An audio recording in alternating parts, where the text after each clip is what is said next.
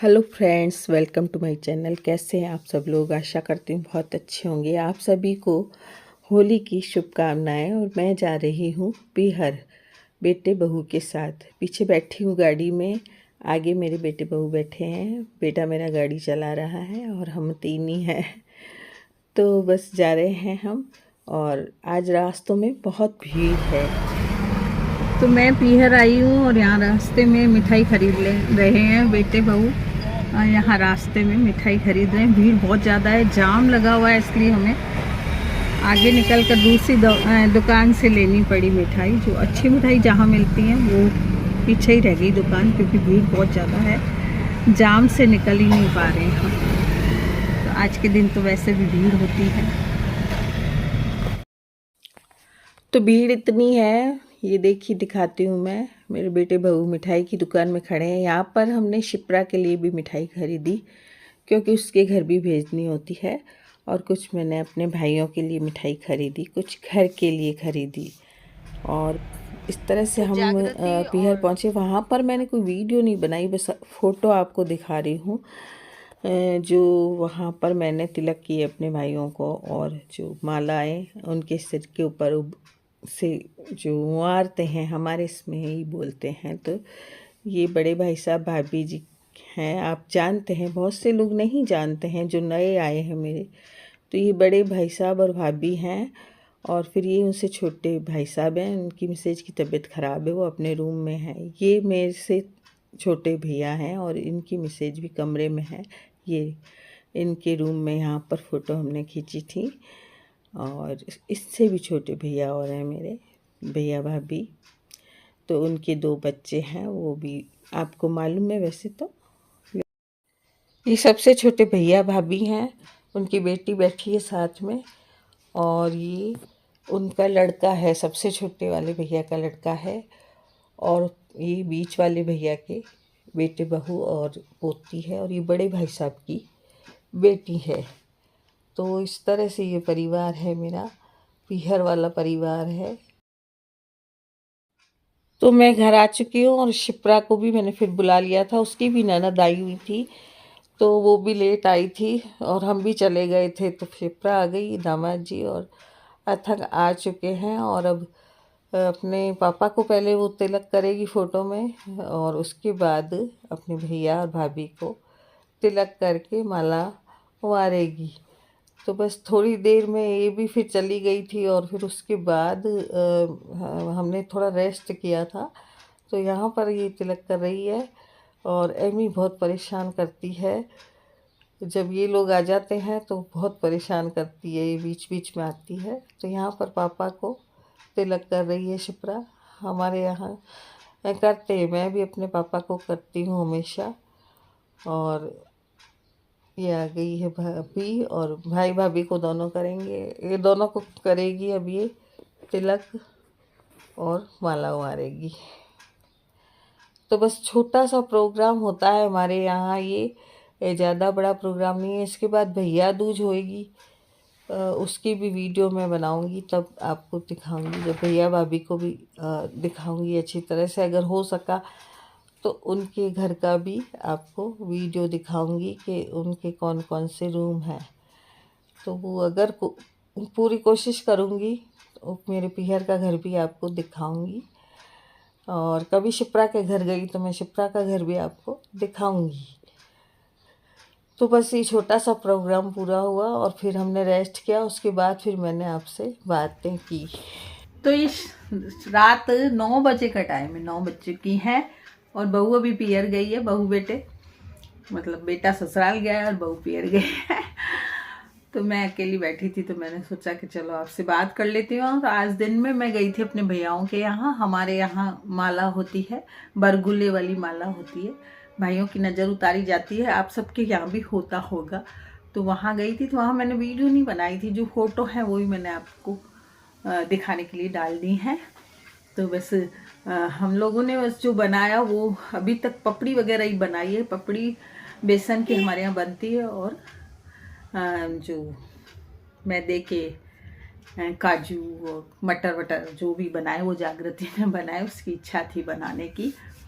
तो तो इस बार उसने बनाया बेसन की, मैंने सुबह उससे बिलवा दी थी। मैंने कहा नहीं अकेली थक जाएगी, इसलिए मैंने कहा कि मैं भी बना देती हूँ। तो उसने तो बोला था नहीं मम्मी मत करो, आप थक जाओगे। मैंने कहा नहीं, मेरी क्या है गर्दन में दर्द हो रहा है ना, तो वो मिट रहा नहीं है दर्द। तो उसने बोला रहने दो मम्मी। मैंने कहा नहीं थोड़ा सा करवा देती हूँ, क्योंकि काम करने से क्या है दर्द भूल जाता है इंसान अपना। तो मैं काम में लग जाती हूँ तो ठीक है। फिर शाम को भी अभी वो आई और उसने बेसन वाली जो क्या है पपड़ी तली और फिर खाना बनाया बेचारी ने, और फिर गई है। भूख नहीं थी हमें तो खा के आए थे, जैसे वहाँ पियर में भी कुछ खा के आ गए, फिर आके भी कुछ खा लिया। और शिप्रा भी आई थी, प्राची भी अभी वीडियो कॉल करेगी अपने भैया से, क्योंकि आज दहन और होली का दहन है, वो बहुत लेट है उसका टाइम।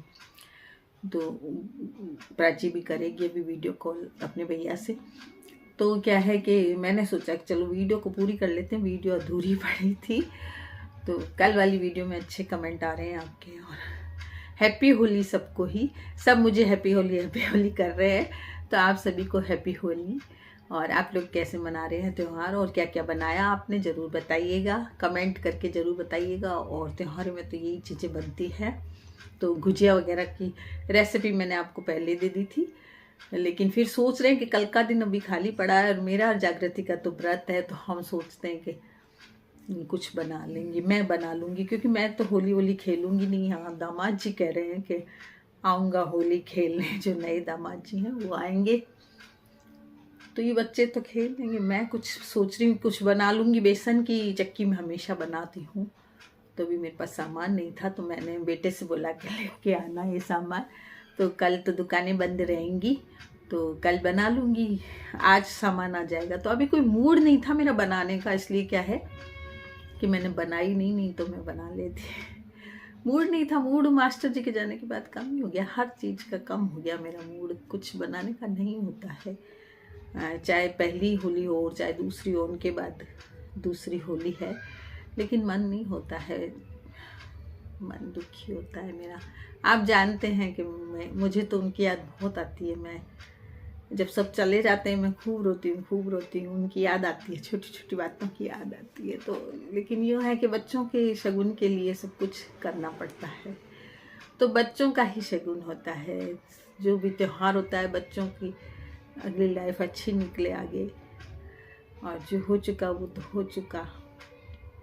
बाकी जैसे अब होली का दहन होती थी तो वो इस टाइम थोड़ी अंदर रहते थे, वो बाहर ही चले जाते थे और बाहर होली खेल जाते थे, और वहाँ पे लोगों के पास खड़े रहते बातें करते रहते थे, झुंड के झुंड में खड़े रहते थे, अंदर आते ही नहीं थे जब तक होली का दहन नहीं होता। और चाहे कितनी ही रात को होली का दहन हो, वो तो जाते ही जाते थे, उठ के हम लोगों को भी उठाते थे, पर हम कहते थे आप जाओ, जल्दी हो जाता तो ठीक है, और नहीं तो हम तो उनको भेज देते। और वो जाते थे, इतने शौकीन थे, हर चीज़ के बहुत शौकीन थे। जैसे जन्माष्टमी में कोई मटका वगैरह फोड़ते थे रात को, तो रात को लोगों की नींद खुल जाती थी, बड़ा करके मटका फोड़ते।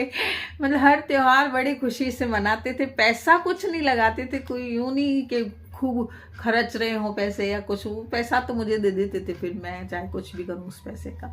खुद कोई ऐसा खर्चा वर्चा कुछ भी नहीं करते थे, बस कमा के लाते और मुझे दे देते थे। एक कमेंट आया था कि जो दे ही नहीं इंसान तो क्या करें। तो मैं ये कहूँगी उनसे, अगर मेरी ये वीडियो देखें तो मैं उनसे ही कहूँगी कि नहीं देते हैं आपके हस्बैंड या जो भी है, लेकिन हर पति में एक प्लस पॉइंट होता है, कोई प्लस पॉइंट ज़रूर होगा उनमें। आप देखिए उनको पूरा तरह से परखें कि उनमें क्या प्लस पॉइंट है, क्योंकि जब मास्टर जी गए तो उनके प्लस पॉइंट मुझे दिख रहे हैं अब। और उस टाइम तो मैं झगड़ लेती थी उनसे छोटी छोटी बातों में, लेकिन अब सोचती हूँ तो प्लस पॉइंट बहुत ज़्यादा थे उनमें। तो ऐसे ही आप देखिए अपने हस्बैंड में और कदर कीजिए, हस्बैंड की कदर कीजिए। और अगर नहीं देते हैं तो आप कुछ अर्न कीजिए, कुछ कमाइए। घर बैठ कर भी औरत बहुत कुछ कर सकती है, चाहे वीडियोस बना सकती है, चाहे कोई अपना सिलाई का काम कर सकती है, कोई आप पढ़ी लिखी हैं तो ट्यूशन कर सकती हैं, आपको डांस आता है तो डांस सिखा सकती हैं। मतलब बहुत से काम ऐसे हैं जो आप घर बैठ के कर सकती हैं, बाहर नहीं जा सकते हैं तो आप घर बैठ के आप कमाइए। पति को दोष ज़्यादा न दीजिए। आपका कहना था कि वो केवल खर्चा दे देते हैं और बाद की नहीं सोचते हैं, तो बाद की आप सोचिए, औरत एक ऐसी चीज है कि वो सब कुछ कर सकती है अगर चाहे तो। मुझे भी तो मास्टर जी पैसे देते थे और पैसे इतने ही होते थे उस टाइम, तनख्वाहें ज़्यादा नहीं थी तो पैसा तो इतना ही होता था जो घर का खर्च जिससे चलता था, लेकिन उसमें से बचत करके और मैंने बहुत कुछ बचाया। मैं अपनी बड़ाई नहीं करूँगी, लेकिन बहुत कुछ बचता भी है, यदि हम चाहें तो बहुत कुछ पैसा बचा सकते हैं। और मेरी बहुत सी बचत की वीडियोज़ है जिनको आप निकाल के देखिए कि किस तरह से आप बचत कर सकती हैं। बचत करिए और पैसा बचाइए अपने बच्चों के लिए, उनकी आगे की पढ़ाई लिखाई शादी के लिए आपको करना पड़ेगा, कुछ तो करना पड़ेगा, क्योंकि टाइम निकलता जाता है और हम कुछ भी नहीं कर पाते हैं। इसलिए आज से ही शुरू कर दीजिए, आपको जो करना है। पैसा बचाना, चाहे आप 5 रुपये भी बचाती हैं दिन के, तो आप 5 × 15 150 रुपये आप बचा सकते हैं महीने के, अगर आप एक दिन के 5 रुपये बचाते हैं तो। इसलिए 5 तो क्या आप ज़्यादा बचा सकती हैं, इसलिए आप बचाइए, अपना एक गुल्लक बनाइए, घर में ही पैसे इकट्ठे करिए और उन पैसों को जो भी ज़रूरत है आपको उन पैसों से पूरी कीजिए अपनी ज़रूरत, और आप खुद कमाइए, क्योंकि दो की कमाई बिना कोई आजकल मतलब नहीं है। और कमाइए पैसा, जो हुनर है, कोई भी हुनर है, आप फटाफट शुरू कर दीजिए उसको, चाहे वीडियो बनाइए, चाहे कुछ करिए। इतना कुछ नहीं होता मुझे कि मैं बहुत कोई पैसा कमा रही हूँ वीडियो में, लेकिन जो शौक़ मेरे को लगा हुआ है कि भाई वीडियो बनाने का, तो मैं तो रोज़ वीडियो बनाती हूँ, चाहे मुझे पैसा कभी भी मिले। कई बार नहीं आता, 2-3 महीने ही नहीं बनता पैसा, लेकिन बनता तो है। एक दिन भी यदि वीडियो बनाती हूँ, यदि मेरा व्यू बनते हैं तो $1 तो मेरा बनता है ना, तो फिर कैसे भी पैसा आपका बचता है। तो आप वीडियो बनाइए अगर बनानी आती है, या आप शौकीन हैं तो। और आपको जो कुछ आता है, चाहे सिलाई आती है, चाहे जो भी मैंने आपको बताया, कि जो भी चीज़ आप में एक हुनर ज़रूर होगा, ये सोचिए, एक हुनर आप में ज़रूर होगा और आप उसी से कमाएंगी। और दूसरी बात है, अपने हस्बैंड में कोई प्लस पॉइंट देखिए, उनकी बुराई ना करें, प्लस पॉइंट देखिए आप जरूर। तो आज की वीडियो में इतना ही, मिलते हैं कल फिर एक नई वीडियो के साथ।